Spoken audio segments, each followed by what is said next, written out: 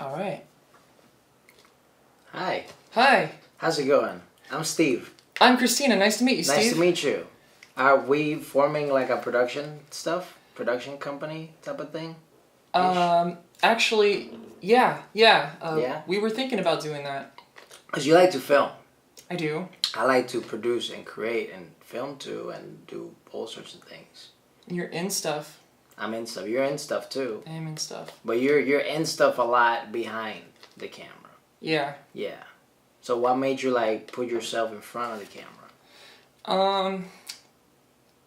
When I started doing stuff, I wanted to do videos that I liked, and it's just fun being in them at the time. But nowadays, it's like I'm usually behind the camera, and it's like that's the curse of the cinematographer. You get no screen time, but you can. But when you started being a cinematographer, you had no desire of being on camera. I did actually. You did? Yeah. Okay. Like from the very beginning, because this all started from skateboarding. I would just film myself skating and put the camera on a tripod out in the street, facing the ramps, and just I'd go for it. There were no GoPros at that time? There were no GoPros at that time, at the beginning. They showed up quite late. Yeah, I know. When I started like getting into my creative realms, like I was doing YouTube a lot, like growing up, and when it was just a hobby, you couldn't make money off of YouTube at all.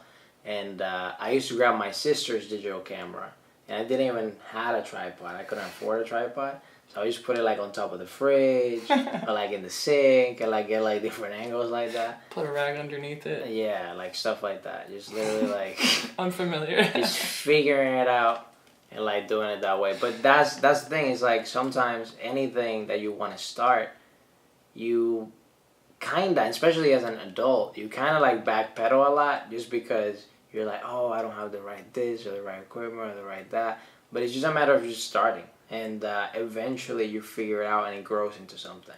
That happens to the shows that I'm producing. Like back in the day, I wanted to just be a comedian, and I was like, oh, I want to do comedy. Later in life, I just discovered a passion in producing, and I was like, oh, let me produce a live show. I don't know that many people. I don't know that many comedians. Now I have like a pool of people that I can just rely on, or I know I can hit them up and they can come do my show and things like that. But it just grew eventually, like a domino effect and everything. It goes to show you, if you just start, it'll happen. Yeah, like even you, for example, you moved out here from Miami, right? Yes. And when you moved out here, what did you know before here? That you had like a couple friends here, but that's it? Yeah, that was it. It was... You had no connections work-wise or none of that besides friends and stuff, but... Yeah, it was really a leap. Even them can't guarantee you something. Exactly. Yeah. And if you go out here with friends and you're trying to find work through them, you can't expect them to give you work. You can hope all you want. You can favor the situation by doing things that help it, but if it doesn't work out, it's, you came out there and you knew the risk. And I did that. I was ready. And I mean, now you have a whole house with production studios and everything. Yeah. It's weird because, like, the older me would be like, what? And the me now is like, oh, that makes sense. And how long you been here again?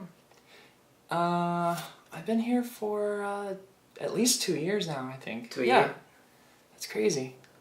But I've heard around that once you've been here for 2 years, it feels like home, and yeah, it actually started sooner than that, but it feels like home here in California. Yeah, for me, it took me a longer time to feel like home. I've been here like it's going to be 7 years for me. Wow. But now is when I feel like I really am on my groove. Because even before, there were times where I'm like, if I had like an emergency, like a legit emergency, I know my mom will wake out my back, you know? Yeah. Even like my mom, lives in Puerto Rico. Right now she's living in Alaska, but like she's from Puerto Rico. In Puerto Rico, people are not making that much money really, and they just got devastated by a hurricane. But still, like my mom is such a freaking loving person that even no matter what the situation, she'll still tell me 1,000 things. Steve, I think you should go to school and get a job like a regular human being and not be doing all these crazy creative things. But she's supported me a lot, and but I'm happy that I'm able to, like you, like stand on my own 2 feet, and like be like, I'm doing it. I sometimes don't necessarily know what I'm doing and stuff, but like I feel now more than ever, like I see like a path of like, oh, I might not know the big picture necessarily yet, but I'm living in the moment. Things are happening. I'm grooving. And I should just not force things, because that was my biggest problem before. Like, I was constantly trying to force things, whether it was in a relationship or whether it was career moves wise or whatever it is. And I've learned to just flow. Like you expected stuff and you kind of resisted the opposite of what you wanted. Yeah, because the biggest problem I had, it was that I thought, I had a lot of misconceptions about life, right? I knew that the way I was being raised and the way that my parents or whatever other people were in my circle at the time, my environment, weren't necessarily the ways I wanted to live my life. Because I was like, oh, there's not like, you don't have to pick one thing and like go and study and put yourself in debt to then pay that debt. And like, that's the path that a lot of people follow. And like, myself, I was like, I want to do many things. And like, today I want to do this, but tomorrow I might want to do something else. And I don't want to strap myself or tie myself to like, I'm just an actor, or I'm just a comedian, or I'm just the lawyer, or whatever it is that, whatever label that, people want to put on me. So I'm just a person that does multiple things. And especially in this era, you can do multiple things. But the misconception I had about life was that you're constantly creating. And you're constantly creating. But what I've learned, especially now, is that you're co-creating. Meaning, it's not just you. You and the universe have a partnership. That literally, whatever you manifest, whatever you put out there, you're in co-creation with the universe. The universe is going to provide that for you. As long as you're ready to receive that. And the only way that's going to happen is letting go. Because if you're constantly just like holding and like going like, I'm creating this and I'm making this happen and I'm doing it by myself. Yeah. There's going to be a lot of resistance between that because you're not letting the universe help you. And literally it has gotten to the point that like even getting a venue, like this venue I just got to do like a new comedy show, it just literally just a silver platter.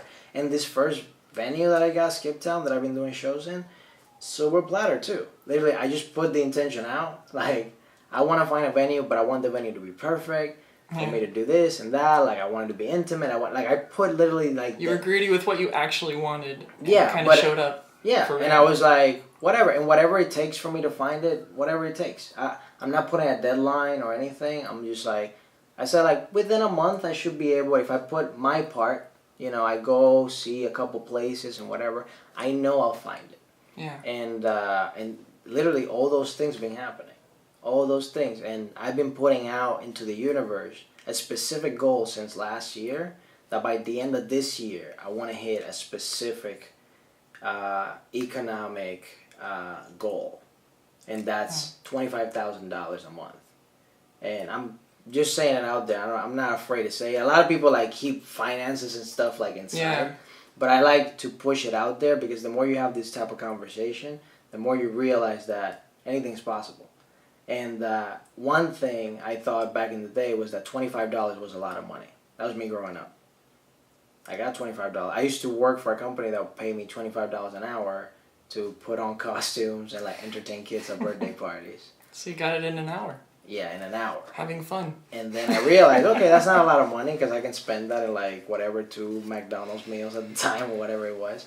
Yeah. And then I came to LA, and within the first year of me living here, I won a game show, and I won $25,000.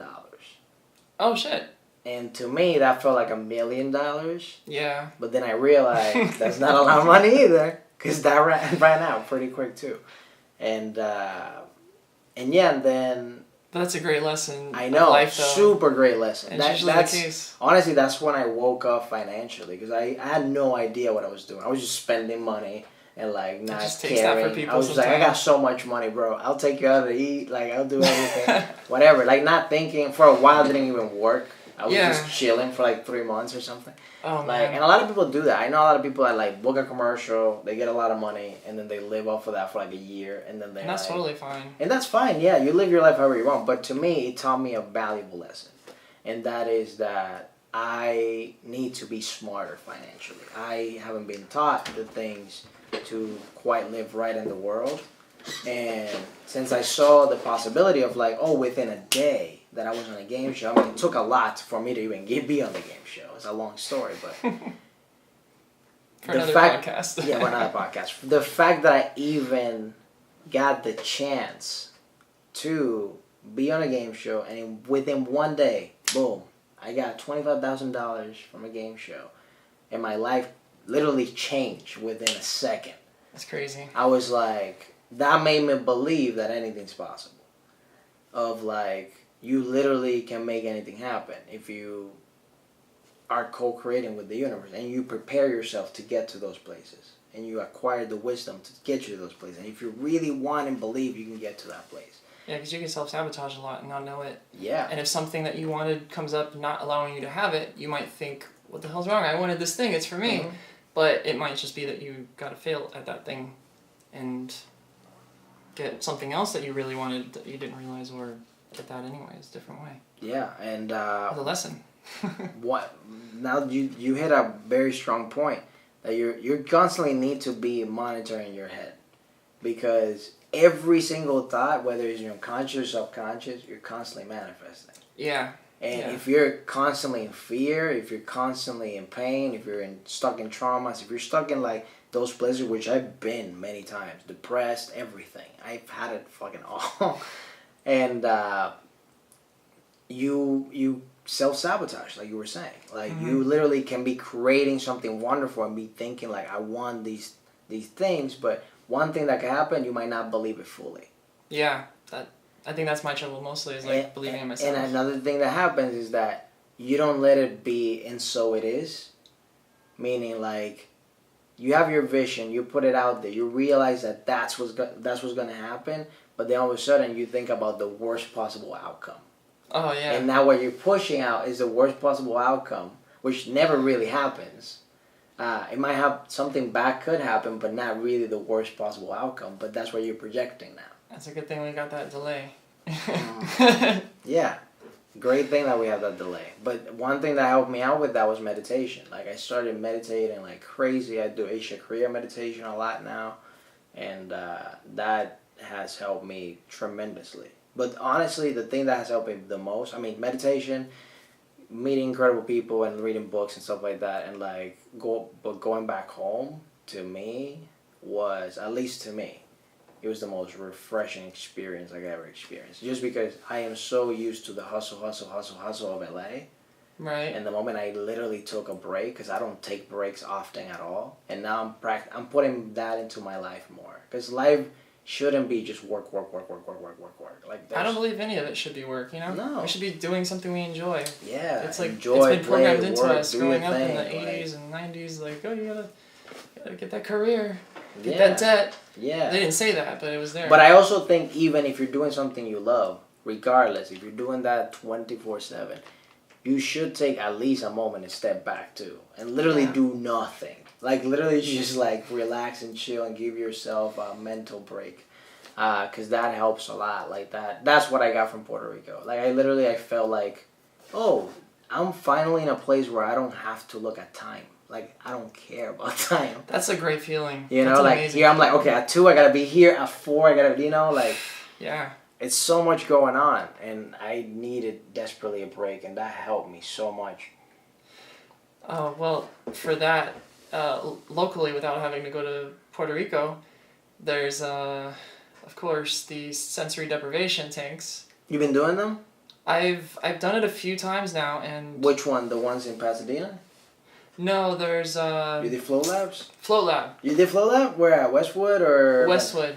Yeah. I did once at Venice Beach. I prefer Westwood. When was the last time you did it? Within a month ago, maybe. Really? But I need to keep it monthly. Like, once I did it the first time, I just intuitively know I need to come back to this regularly, And my estimation after my second and third time is like, I need to do this like twice a month or once a month, depending on my self-awareness levels. Like if I'm just super stressed, it might just be twice a month. Like I just gotta go there. I mean, it's not just that. You have, in California, you have awesome nature. You can go to a waterfall, you can go to mountains, the beach. It's all here. It's cool. But honestly, one thing I feel you should do, like more than anything, is that go crazy in this spot. Meaning like right now? not just right now, but I'm saying like put like a little corner that's like your meditation corner. Oh yeah. That's actually one of the things I wanted to incorporate, either in my own room or in the studio. Probably my own room. The more I'm seeing everything out of my room. I would say in your own room, because I would say like the studio is gonna be a studio. My room's got an echo right now. I gotta get some soft things to sit on. And you want to have that also away from electronics, I would say too. Yes. Like I would rather you have the most things. One place to turn it all off in. Yeah. Basically. We do need to organize it though, but it looks good, right? It's something for now. I mean, they don't see. I mean, the table's just a mess because I was just playing with it, but it's pretty well. Yeah. No, I dig it. I dig it. As long as the sound is all right, I'm grateful to have a space dedicated to anything like this. This is incredible. Like having space in my room is one thing, you know. Yeah, enough space to but it's still like it gets crowded. That's why I had to get rid of stuff on my own apartment, because I was like, when I had the living room and stuff, and I was just there, I was just cramped with stuff. Like I took mushrooms, and I tripped for like 14 and a half hours. Over the stuff or over the mushrooms? Oh, over the mushrooms. Okay. Yeah. Because if there's a lot of stuff, Yeah, I know. You fall over, trip, it's dangerous. No, but I was tripping on mushrooms, and literally the message and this was like years ago, but the message that I got was that I got many messages, but like one of the biggest messages I got is like, I got a lot of stuff. Like I kept repeating that. I was like, I got a lot of stuff. I got a lot of stuff. I got a lot of stuff. Like I kept saying that like constantly, like for like at least 10 minutes. And you mean like the stuff in your room? Yeah. Okay. Like material stuff. Yeah. Like I was like hoarding in a way. That's interesting. And then that woke me up into like, oh shit, like I should start becoming more of a minimalist. Like I have too much stuff. Like I became obsessed with stuff. And that happens in the American culture just in general, because that's what they push. Is like the more stuff you have, the better you're gonna be or whatever. But now, honestly, the less I have, like I feel it's freeing. Oh my god, yeah. And the thing is, you make space for other things to come. Yeah. Like the moment I get rid of shirts, like I literally have 2 full bags right now of shirts that I'm about to like drop at Goodwill or something. That's great. I usually try to go like different charities in different places, but if I'm in a hurry, because like lately I have so much stuff going, I just drop it at Goodwill. I'm like, have it, you guys can sell it, whatever you guys do. Yeah, that's a whole thing. Yeah, but the moment I do that, the moment my mom or someone like sends me brand new clothes and stuff. So you don't even get to pick the stuff that you're gonna have. Mm-hmm. Like right now, the reason I'm getting rid of stuff is like I went to Puerto Rico, my mom bought me stuff, and I'm like, so that's why you keep buying me stuff? That's kind of funny because that's probably like. But then I got nice stuff to wear because I don't buy stuff ever. Like I don't buy. Clothes. But do you like the stuff that she gives you? Oh yeah. Or, No. I mean, of course you gotta be grateful because they give you new stuff. But like, there's also the experience of going out and getting something that you like and filling your closet with stuff like that. So I don't know if like that happening is a pattern that makes that happen. You know. That's the thing with me is like I could care less about clothes. So I'm not a person that either goes shopping or anything. Before, back in the day, just because I grew up very poor, my mom is one of those moms that like, she would just like save a bunch of money and like buy me nice things. Oh wow. And like and that felt very special to me because that means a lot. Yeah, you know how hard it is to do that. Yeah, I know. Seeing it. No, and seeing that, but. One thing I learned too is that a lot of people have too many things. I have friends, and I still have friends up to this day, especially female friends that have closets of shoes. Like, I seen people that collect sneakers, but I seen women that have ridiculous amounts of shoes. Like like you open a door and just shoes fall. Like Oh man, it's ridiculous. I only have like 4 pairs of shoes. I get you. I believe you because I was for and I think I have too many. Well, you know what to do. I just use them until they break, literally. I got rid of 3 of them because like they just broke. Lucky for me, a lot of shoes don't really fit me. Also, not lucky for me, but I usually wear my Converse until they're just intolerable, and then I keep them just in case I need messy shoes for something messy. Yeah.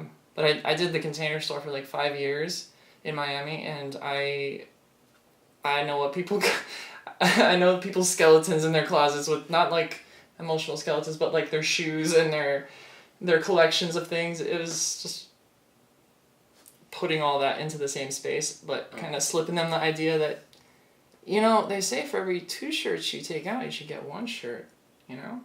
And it's like a reducing mentality. So it's funny. Yeah, I mean, everything is a conditioning. Everything is a programming. Just like TV. Like, everything's trying to, like, make you buy this or do that. And what you gotta start realizing, I'm fine. If you like buying stuff, buy it. But just be conscious about it. Yeah. Because a lot of people, I know people legit, they train themselves to operate completely like consumers. Meaning, they get a check, they blow that check in the mall. Ouch.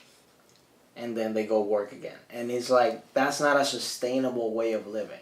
Because the moment that job or that opportunity or whatever gets taken away from you, then you're in a state of frustration. Exactly. And it's like as long as you're conscious about, like I have friends legit told me over the phone, like, yeah, I like getting my check and blowing it up, just because. I mean, it's a great feeling to do. Like, yeah, that's why, because it gives that person that feeling, and I said that's cool, that's great that you do that, and that's great that you're able to do that. But I'm like, instead of blowing the entire check, why don't you just save a little bit, or just put this money into something else or whatever, just a little bit of it. Yeah. And just try it out. Just fucking try. I know it sounds wild, but just it's try not. It it makes out. sense. Total. Yeah, sense. no, it makes total sense. But it's hard to have somebody tell you that and listen to it because there's got to be something underlying that's. Yeah. You know, like I used to be kind of like that, and like I knew I had to pay for stuff, so I was still not doing it exactly, but I was struggling because of it, and.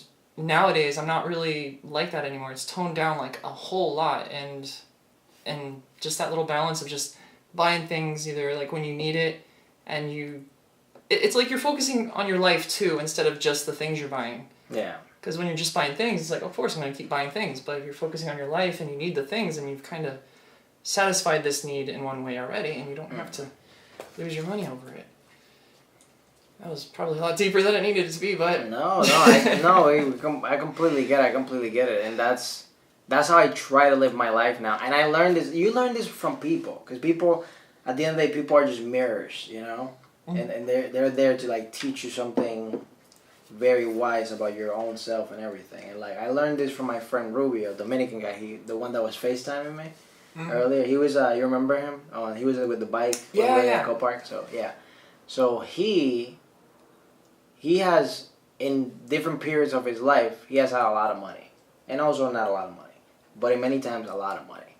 And, like, right now, I can tell you for a fact, he has at least $4,000 or $5,000-ish, right? At least in his bank account just sitting there. And he lives like he's broke. Like, straight up. He tries to spend the least amount of money. When he goes out to parties all the time for free. Like, because at first I was like, the thing about it is like, I cannot, because he always invites me to parties and stuff, and I was like, I cannot keep up with that lifestyle, because the thing is like, it's too much spending, too much this, too much that, and like, I can't do that. And regardless, I don't like being out too super late at night, unless I'm in a comedy show that started early and we just went to late at night. Yeah. He just told me, bro, I just go for free, bro. Like, I don't pay for nothing, bro. Like, I just go, Is it because he knows people, or like because he's just good with what he says to people? Yeah, because he knows mainly because he knows people. Because he's not the type of person. He's like me. He's not the type of person to just show up randomly to some party without knowing no one. Yeah. Like I done that in the past, but I never do that ever again. Because who the fuck am I gonna meet there? Like I don't know why I would even do that. You know. Unless you go like, hey Steve, wanna go to that? I'm like, all right. But like, there's got to be a connection for me. Yeah, even if there's a party that all my friends are at, all my friends, but I did not receive an invitation, I'm not gonna go. Well, yeah, that's. Yeah, I'm like, that's an interesting there, situation if that happens. Yeah. You're like, oh, I was meant to tell you, I forgot. Okay, cool. And then you don't know if it's true or if something's going on. Yeah. Okay. Wink, wink. Some people out there, I know you. I personally, I can't remember a time where I've had that happen, but I've seen it happen, and I've seen people get really wrapped up in it too, like more than it's probably healthier for them, you know. Oh yeah. And that's part of it too. No, I definitely been there. I've been there for sure. I've been there like, just like thinking like, oh. So everybody's there. It's got to cross your mind if it's happening. Cool. Okay, whatever. But I mean, at the end of the day, that's the reason why you also learn. And I learned this in my most recent relationship, detachment. Period. Like detachment. Like letting it be over there. Yeah. Or letting you be your own thing too. Yeah. Same. Like just let things be. Yeah. Let yourself be and let other people be. Period. Yeah. Like why are you trying to control other people or like trying to persuade them into doing certain thing? Everybody's gonna flourish in their own way. I personally have certain skills that I know they're very regardless of whatever. Other people can help other people, regardless. Yeah. Whatever it is, whether you're a great nurse, you're a great cinematographer. A good friend who's just there to listen. I do things I don't even know what to describe what I do. But whatever it is, everybody has a skill or multiple skills that can help other individuals. Period. Or it might not even be called a skill. It might be like a trait. Like you might be a really kind listening person, and that's you know you bring something basically. Yeah. Some people need to be listened to. I'm one of those. That's the reason I'm like. I need to put a podcast. I wasn't gonna say anything. Because even if I don't. Because even if people don't watch it or listen to it, at least I'm expressing myself, and that's what I want. Yeah. And at the end of the day, there's no agenda, but we're going to have a Patreon very soon. We just haven't created it. I mean... Smooth transition. I mean, it doesn't make a whole lot of sense to somebody watching, but to us, I mean, to explain, we just... We've talked about this idea for a few times, but we met up today to really figure some stuff out, and then we started doing it right now, and this is it. So we still got to make the Patreon. I think how we're going to explain this better, and I mean, we're like 30 minutes in, but it's fun to do this, is to do the concept of the next podcast that I'm trying to do. I think the theme of my next podcast, I had a podcast for 3 years called the Steve Dez Island. Yeah. And that's where I used to like interview like a bunch of my friends that are doing things. That's cool. And we'll at first it was very free form. We talk about fucking anything. It literally could be like one second we're talking about guitars, another second we're talking about sex, and another second we're talking about consciousness. Like we can jump off of anything. Then the second one, third season that I did of that was more about their life story, like where they were born, kind of inside the actor studio to like from the way they were born to like where we're at now. That's cool. I've been wanting to do something like that. And now what I think, because at first I was like, I'm probably gonna just do Steve Dez Island Part 2 or just do another new season or whatever. But I was like, nah, I feel like we have to start it's fresh start, new thing, wash everything. And what I'm thinking about naming my podcast, unless it's taken, but I don't think it's taken, is call it How We Met. Oh, I like that. Because the thing about it is that I know a lot of people. Yeah. But I forget sometimes So you want to just store that in the files. Yeah. But also explore it. Honestly, is more for me than for anybody. In a way, just the story of how we met. Because there's a lot of people that I'm like, I don't even remember how me and this person met. But it's cool that we're friends. And that happens to a lot of people. Like I keep thinking of people from high school. I'm like, how am I still friends with this person? Like I don't even know. Like so I'm like, that would be an interesting podcast because since I'm doing it traveling, I'm trying to do it with the travel equipment thing. I can do it anywhere. Oh, okay, yeah. Yeah. Interesting. So with that being said, the reason I brought that up even in the first place was to explain to whoever is watching and listening, whatever, how we met. Yes. That's a similar situation because it wasn't like a one-time like, oh, now I know you.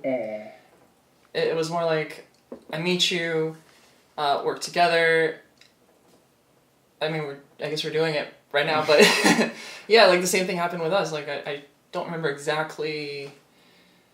I kind of remember. I kind of remember like where I tried to pick up at least. To me, this is how we met. To me, I think we met at Jenny's house. Yeah, we met at Jenny's house. I remember that for sure. And we were shooting some sketch with Laura. Mm-hmm. Maybe Danny. Maybe. I don't know if she was there. I know for sure Delilah was there. Jenny was there. You were there. I was there. Maybe David was there. But David, I don't know if David was even part of the sketch. Which sketch was that? I have no idea. Yeah. I remember you were like standing by a fence because I wanted you to be next to the fence and it looked cool. But I don't remember if we shot inside too, and it's hard for me to. Part of me wants to think it was like when you keep saying goodbye but you never actually leave. But I don't think it was that sketch. Like when everybody had gray hair and stuff. No. Before that, right? No. Yeah, that was already like a third or fourth sketch we shot. Yeah. God, there's so many. I know. It's crazy. I wish I could count them. But anyway, I know we for sure met at Jenny's house. Like at least that's where we connected for real. Because I remember, like just watching you work and doing your thing. I was just like, I want to work with her. I don't know what, and I think I might even mention it to you. Like, oh, we're gonna work on something, or we'll work together, like in the future. Or we'll find a way to work, whatever, like something like that. Because I remember just having that in the back of my head, and that happens to me with a lot of people. Like, there's a lot of people I meet like that, or I just even listen, and I'm not even connected with that person at all. But I'm like, I want to work with that person someday, and literally years later, whenever it happens, like I end up working with that person. That's happening to me right now. With one of the dudes that I'm gonna meet later today, that I'm gonna start producing a show with him. That we still don't have a venue for that, but like I listened to him on a podcast. No connection with him whatsoever. He started doing my shows, and now we're friends. That's the way it goes. Yeah.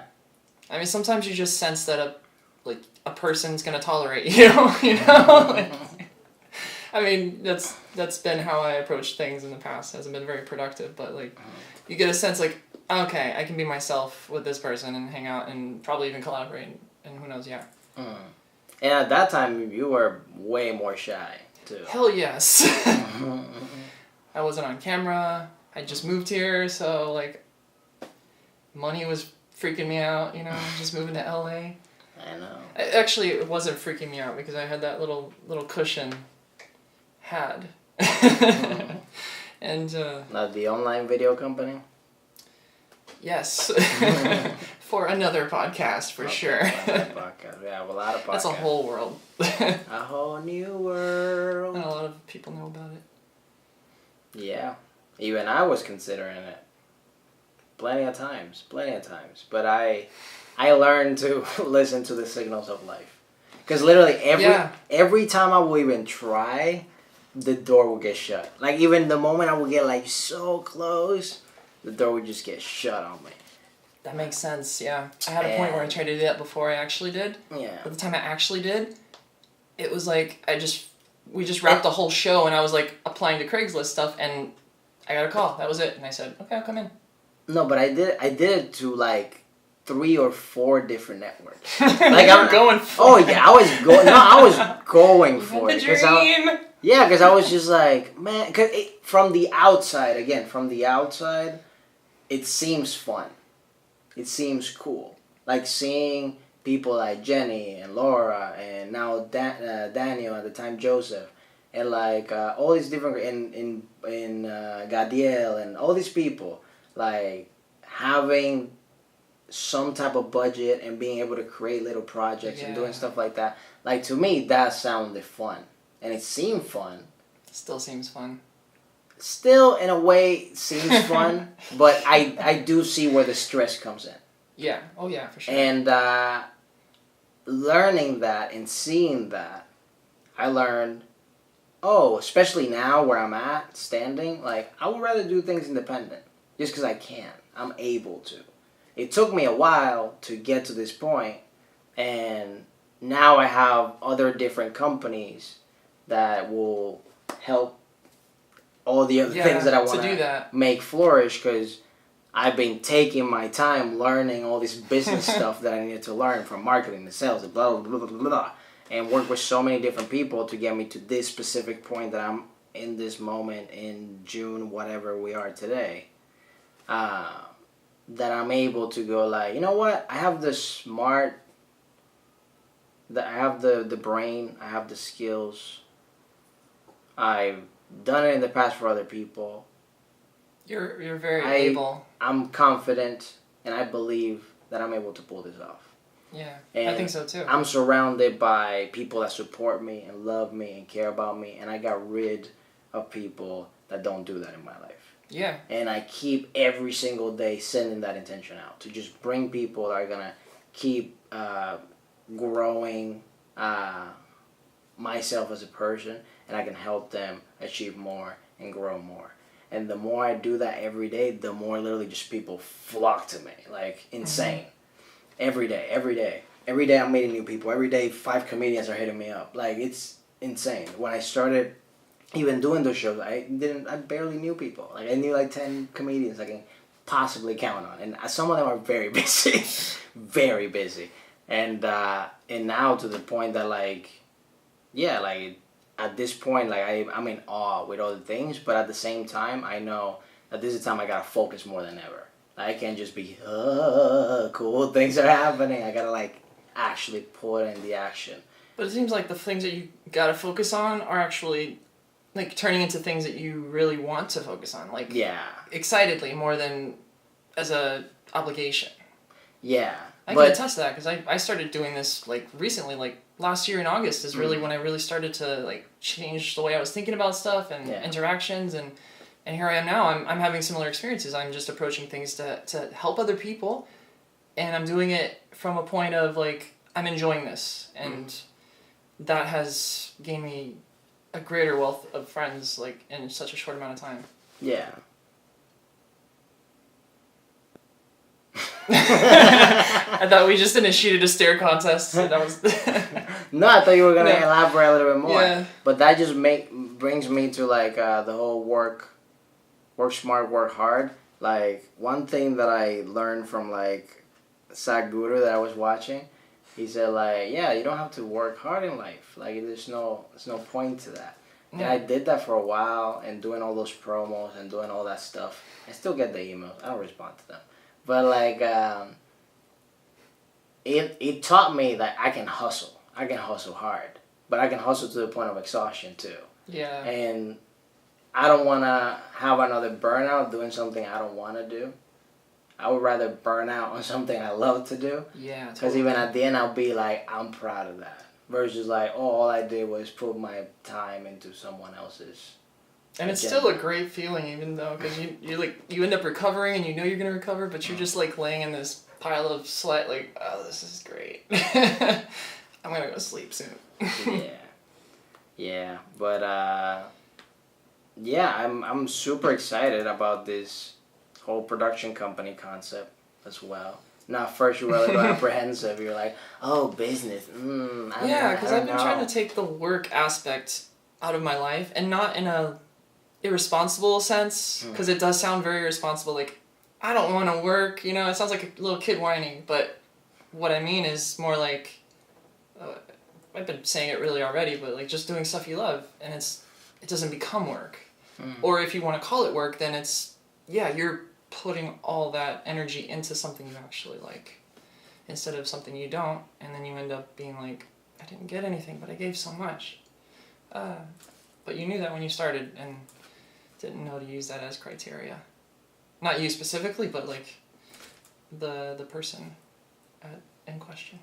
The person in question. They're not being questioned like with the light. Where's the light? No, but I digress. I got to use it. Yay, Brian. I used to joke with my friend Brian in high school a lot with that. Like, we just go on tangents and conversations like I'm doing right now, and just like catch ourselves and say, "But I digress," and you just crack up because like, oh yeah, we did that. Man, I barely remember anything, any like inside jokes that I did in high school. Oh, like I'm still like really good friends with him though. Especially especially like 4th grade. I think fourth grade really, in middle school probably. I was a pretty bad jokester. Like the jokes I will make. I can see that. it will be against people. Like, I get you. I will use my jokes as weapons. Like, I will destroy people's lives with my jokes. I get you. I used to want to do pranks and scare people. I did like TV production and scared people, and at some point in my life I realized that like you're pushing people past their limit. It's not a joke with them, it's a joke on them. You know, there's that line you cross, and you gotta know when that is. But in those early times, man, it's like all that stuff's just happening, and you're gonna think about it later. Do you still keep in touch with like people from that day? I mean, like day-to-day people that I was around in high school, like someone in class that I would talk to sometimes. Some of them, yeah, I'm still in contact with, but I mean, it's a lot of people to just know what's going on with over time. But I have a good handful of friends from that time that I'm still really good friends with. It's pretty cool. When I went to Puerto Rico, this was one of the best experiences I've had in like a day. I went and I spent time with technically 3, because one was in FaceTime, of my ex-classmates from 3rd grade. Wow. From 3rd grade. My earliest is middle school. Huh? My earliest is middle school. Your earliest is middle school? No, my earliest is definitely 3rd grade. Wow. Because I went to public school, and then for 2nd and 3rd grade, I went to a little like private school, but it was only to 6th grade. So when my sister was in 6th grade and I was in 3rd grade, so I was going to 4th grade and she was going to 7th, but in that school they don't have 7th.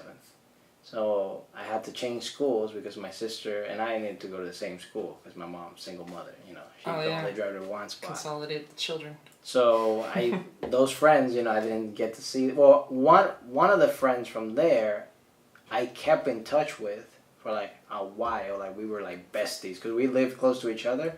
So like I'll go to his place and play video games. He'll come to my place, sleep over, and play video games.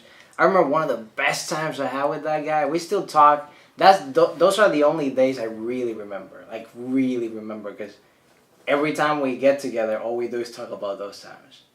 He's like, "Yo, you remember when you like lighted up a smoke bomb in your room? Oh my god. And then you were trying to get that smoke bomb out before your mom came to the room." Oh man. It was so hilarious. And then one incredible time we had, we went to, at the time, Blockbuster Video, may it rest in peace. Mm-hmm. And, you know, in Blockbuster, they put the cover and you get the DVD or game on the back, right? Nostalgia's hitting me. So... They used to be VHS. Yeah, they used to be VHS. But at the time, we were just playing PlayStation games or whatever. So, like, we grab a game that we're thinking is this game, but ended up being some other game. when we got home, because we didn't read or anything. We just grabbed it, whatever, let's go. It happens. The only one. And then when we got home, we played this game, and the game's called Dynasty Warriors. We didn't know what this game was, but it's basically a game. I still have one copy up to this day. It's so good. You didn't return it? You pick... No. We did return it. That would be a very expensive bill at this point. Well, at this point, probably you don't have to pay any They'll money. come from the shadows to retrieve like that. As a You ghost. imagine the IRS, you owe $1 million to Blockbuster Video. Anyway, you pick like a samurai and stuff. Like each picks a character, and it's kind of like free world. I mean, you guys are in the same world, but you guys are trying to like conquer, I guess, the territory or whatever. Huh. And it's just like you can go and do that, or you can just like ride a horse and like go and hit people here and there and like do whatever the fuck you want. What system was this on? PlayStation. Okay, and what was... It sounds familiar, but I don't think I've actually played it. I don't know. I just know it's a lot of fun, and it is definitely time consuming because you can like get so much in the game that hours pass. Oh, yeah. And I don't do that anymore because I'm very aware of time. So like even playing a video game for like 20 minutes to me feels like, okay, I'm kind of wasting time at this point. Like I need to do something. But it's just because I have so much going on. But at the time we played that game, I kid you not, Christina, we started like at 7, 8 p.m. playing the game. What we felt was like 2 hours. My mom knocks on the door, opens. She's like, "What the fuck are you guys doing up?" And I'm like, "Just playing the game. Like, what's up?" He's like, "It's 7 in the morning. I'm going to work." Oh, man. That's a big jump. You guys... I thought you were going to say 5 or 6 or something. 7. Just time to go. Time to drive. Yeah. I was like, what? A whole night just went by? Oh, man. We both felt like 2 hours just went by. I've been there. We were like so sucked in this game. Dude, I played on PlayStation also. PlayStation 2, I think. The Path of Neo from The Matrix. I spent like entire days on that game, and it was just so good. So good. I keep wanting to test myself to go back to the game and see if it still like intrigues me, but I'm a little afraid. I used to be really big into Crash Bandicoot. Oh yeah. Yeah, I downloaded it and I played for a little bit, but it's okay. Yeah, some of those games have that effect. Yeah, those games like... I feel like with games, unless like you really love that game, like for example Smash Brothers, I can still play it. Like I love. Oh yeah, the replayable ones for sure. Yeah, but the old school, I don't play those new stuff. The Nintendo 64 version, I will be playing that, That's and cool. Mario Kart and stuff like that. I can play a little bit. Mario parties, I love the Mario parties. Those were very fun. Mine are a little forward in time. It's more like Crazy Taxi for Dreamcast, which Okay, is extinct. I had Crazy Taxi on my phone. I was playing it. Oh my god, yeah, and it's if anybody likes Also- Crazy Taxi, the game on the phone is pretty much just as fulfilling as the game. Yeah, and you don't have to pay for it, so that's the best thing. Because I was like, why would I pay for this game in the arcade? I can just pay for free on my phone now. Yeah, it's even a little more engaging, I think, on the phone. Even though it has like all that stuff, you can really control it a lot quicker on the little buttons. Gaming. That's because E3 was around the corner. That's why. That's why we're talking about games. Oh yeah, I've been seeing people with their videos, people at E3, and I'm just like, oh, I am still interested in that. Oh, I wish I was there. You should have worked it. Well, I mean, I would have if I had the chance, but I just... know. Next year. Maybe. I'm down. I love technology and gaming. I and worked stuff, E3 last year. I didn't work it this year though. But Oh, was that your VR thing you were doing? no, well, actually, yeah, I did something for, was it Oculus or some other company, some virtual reality company. But the virtual reality thing I did this year is completely unrelated to E3. I did something I think a year ago. Was it Vive? Could be. It was like a private party though. It wasn't like at E3. It was like Oh, okay. outside of downtown LA, and they had like this warehouse where they had like private parties, and they were just like getting people boosted up and Yeah. maybe selling maybe selling it or something, because usually that's what they do. Get people boosted up and they, isn't it cool? Buy it.